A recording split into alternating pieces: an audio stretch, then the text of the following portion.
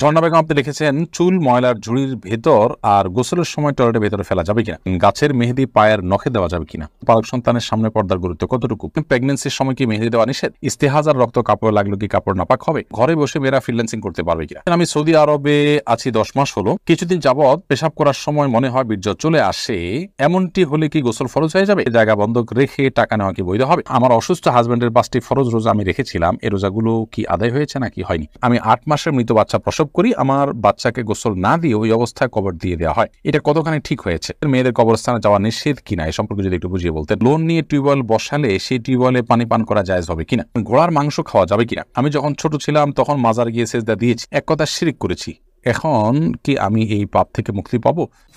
নিজম খন্দকার ইয়ারি থেকে আপনি লিখেছেন, ইস্তেহাজার রক্ত কাপড় লাগলো কি কাপড় নাপাক হবে, অবশ্যই নাপাক হবে।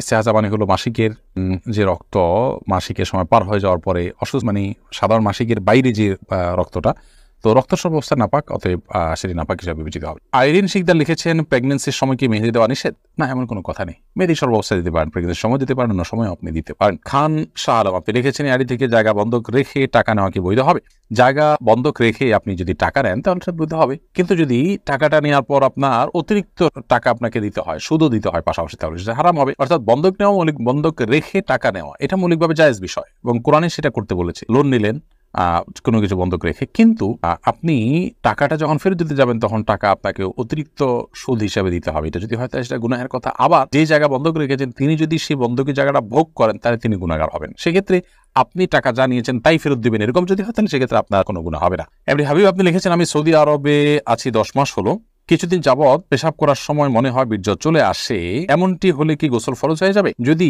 বীর্য বলতে যেটাকে বোঝানো হয় গাঢ় পদার্থ বের হয় এবং সেটা আপনার বের হওয়ার সময় খাহেশ বা তৃপ্তি অনুভব হয় তাহলে সেক্ষেত্রে গোসল ফরজ হবে। আর যদি সেরকম কোনো তৃপ্তি ইত্যাদি অনুভব না হয় বরং এমনিতে বের হয়ে আসে তাহলে এটা এক ধরনের রোগ, এর কারণে গোসল ফরজ হবে না, আপনি উজু করে নেবেন এবং অপবিত্র জিনিসগুলোকে পবিত্র করে ফেলবেন, ব্যাস। রাবিয়া বিনতি আইডি থেকে আপনি লিখেছেন, ঘরে বসে মেয়েরা ফ্রিল্যান্সিং করতে পারবে কিনা, ঘরে বসে মেয়েরা ফ্রিল্যান্সিং করতে পারবে ছেলেদের মতো, কোনো অসুবিধা নেই, কিন্তু ফ্রিল্যান্সিং করতে গিয়ে যেন কোনো গুনাহ কাজ করতে না, অর্থাৎ এমন কোনো কাজ ধরবে না যেটা গুনাহের কাজ, তাহলে সেক্ষেত্রে সেটি জায়েজ হতে পারে। জাহিদুল আপনি আইডি থেকে লিখেছেন, ঘোড়ার মাংস খাওয়া যাবে কিনা, ঘোড়ার মাংস খাওয়া নিয়ে আগে আমরা একটা প্রশ্ন উত্তর দিয়েছি। ঘোড়ার মাংস খাওয়া নিয়ে অনেক ওলামা ইকরাম এটাকে মাকরু বলেছেন, অনেকে এটাকে জায়েজ বলেছেন, তবে এটাকে হারাম কেউ বলেননি।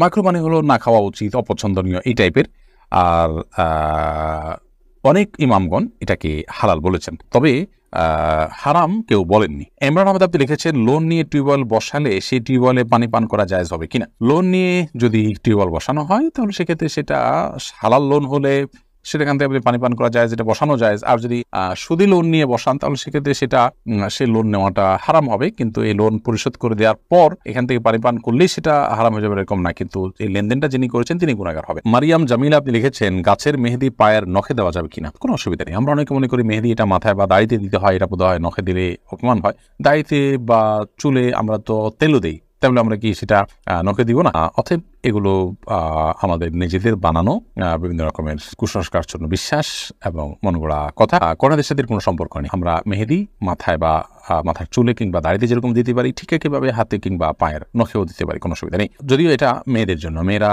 এটা দিয়ে সৌন্দর্য বর্ধন করবেন সেটাই সুন্নাহ, পুরুষদের জন্য এটা দেওয়াটা সুন্নাহ না, বিশেষ করে হাতের নখে, হাতে পায়ে নখে ইত্যাদিতে। চুলে বা দাড়িতে পুরুষরা দিতে পারেন, কিন্তু হাতে পায়ে মেহেদি পরা এটা দেওয়া এটা মেয়েদের জন্য সুন্নাহ। নবী সাল্লাল্লাহু আলাইহি ওয়াসাল্লামের সময় মেয়েরা হাতে পায়ে মেহেদি দিতেন, কিন্তু পুরুষ কোনোদিন দিতেন না, এবং তিনি মেয়েদের এবং ছেলেদের হাতের পার্থক্য বুঝতেন হলো মেহেদি দিয়ে। সাদিয়া ইসলাম প্রিয়া আপনি লিখেছেন, মেয়েদের কবরস্থানে যাওয়া নিষেধ কিনা এই সম্পর্কে যদি একটু বুঝিয়ে বলতেন। দেখুন, মেয়েদের কবরস্থানে যাওয়া নিয়ে আমাদের দুটি মত আছে। অনেক উলামা ইকরাম বলেছেন মেয়েরা কবরস্থানে যাবে না, গেলে গুনাহ হবে, অনেক রকম সেটিকে অনুমোদন করেছেন। মূলত হাদিসে আসছে নবী সাল্লাল্লাহু আলাইহি ওয়াসাল্লাম নারীরা অতিরিক্ত কবর জিয়ারত করে যারা, তাদের প্রতি লানত বর্ষণ করেছেন। এই বিষয়ে দুই মতকে বিশ্লেষণ করার পর এবং দলিলগুলোকে পর্যালোচনা করার পর যেটি আমাদের কাছে মনে হয় তা হলো যে নারীরা যদি অত্যধিক কবরে না যায় এবং সেখানে গেলে নিজেরা নিয়ন্ত্রণ হারিয়ে আবেগ তাড়িত হয়ে কোনো কিছু করে ফেলবেন এরকম আশঙ্কা না থাকে, তাহলে সেক্ষেত্রে মাঝে মধ্যে তারা কবরে যেতে পারেন, যাওয়া জায়েজ হতে পারে। জোনাকি লিখেছেন, পালক সন্তানের সামনে পর্দার গুরুত্ব কতটুকু, পর্দা এটা নিজের সন্তানের সামনে প্রযোজ্য, নিজের সন্তানের সামনে প্রযোজ্য হয় না, কিন্তু পালক সন্তানের সামনে একজন অপরিচিত মানুষের মতোই প্রযোজ্য হবে। যদি পালক সন্তান আপনার দুধ সন্তান হন, সাথে দুধের কোনো সম্পর্ক হয়, ধরুন আপনি একজন পুরুষ, আপনার স্ত্রী কোনো ছেলেকে পালক এনে তাকে দুধ পান করিয়েছে, তাহলে সেক্ষেত্রে তার সাথে তার দুধের সম্পর্ক হয়ে গেল, তাহলে এই ছেলের সাথে আপনার স্ত্রীর আর দেখা দেওয়া হালাল থাকলো।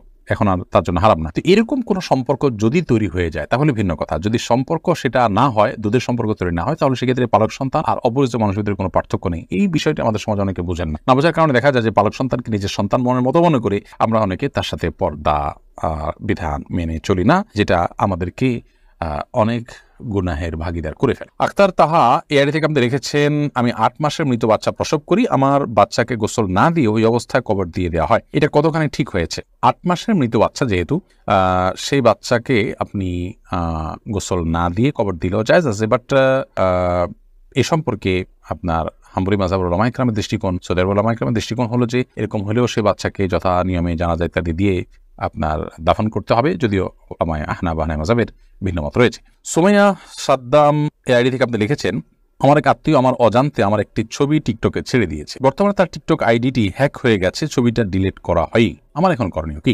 প্রথম কথা হলো যে এটি যদি আপনার কোনো স্বেচ্ছায় না হয়ে থাকে, আপনার ছবি সে কোনোভাবে কালেক্ট করে দিয়ে দিয়েছে, তাহলে সেক্ষেত্রে তো আপনার দায় নাই, দায়টা সম্পূর্ণ তার। তারপরও আপনি কোনোভাবে কোনো টেকনোলজি দিয়ে যদি সম্ভব হয় এটাকে রিমুভ করার আপনি চেষ্টা করবেন, কিন্তু না করতে পারলে আপনার কোনো গুনাহ হবে না। আর যদি আপনি স্বেচ্ছায় তাকে দিয়ে থাকেন বা সেটা পোস্ট করেছে আপনি জানতেন, আপনি সেটাকে সমর্থন করতেন, এই টাইপের ব্যাপার হয়, তাহলে সেক্ষেত্রে দায়িত্ব আপনার উপর আসেই। কিন্তু এখন যেহেতু সেটা আপনার হাতের নাগালে হয়ে গেছে, এখন আল্লাহর কাছে তওবা করা, মাপ ছাড়া জীবনে আর কখনো এরকম ভুল হবে না, এটা করা ছাড়া আর কোনো করণীয় নেই। এবং এক্ষেত্রে একই কথা প্রযোজ্য যে আপনার যদি সেই ছবিকে রিমুভ করার কোনো ওয়ে থাকে, আপনি সেই চেষ্টা করতে পারেন। ঝর্ণা বেগম আপনি লিখেছেন, চুল ময়লার ঝুড়ির ভেতর আর গোসলের সময় টয়লেটের ভেতরে ফেলা যাবে কিনা? মানুষের শরীরের প্রত্যেকটা অঙ্গই খুবই গুরুত্বপূর্ণ এবং সম্মানীয়। ইসলাম মানুষের শরীরের প্রত্যেকটা অঙ্গকে মর্যাদা দিতে বলে।